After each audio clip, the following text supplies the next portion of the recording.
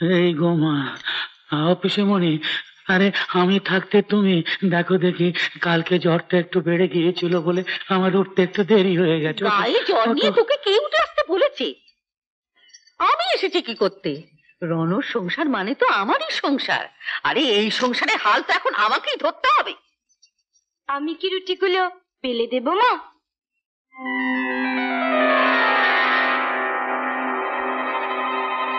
না, তুই রঘুকে নিয়ে গিয়ে শুইয়ে দিয়ে ওর মাথাটা হাত বুলিয়ে দিকে যা।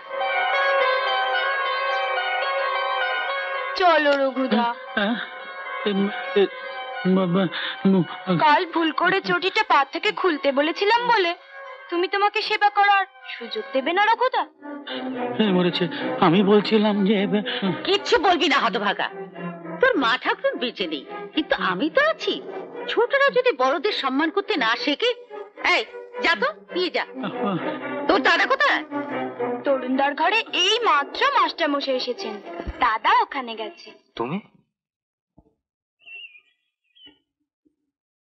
CHICKEN কেন চিকেন সিউটি কাট এলিটিলেট কাটলেট চিকেন কাটলেট। আরে এসো এখানে বসো।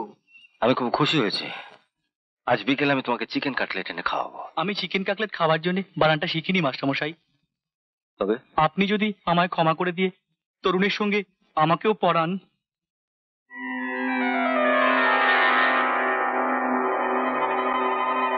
তোমার বোন কোথায়? রঘু, এই রঘু, কোথায় গেলি রে রঘু?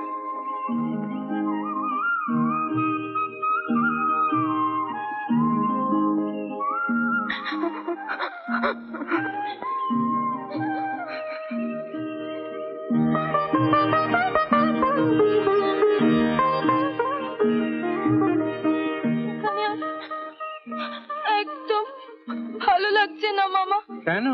মামিমার কথা সব সময় মনে পড়ে। মামিমার কথা মনে পড়লে বড় কষ্ট হয়, কান্না পায়।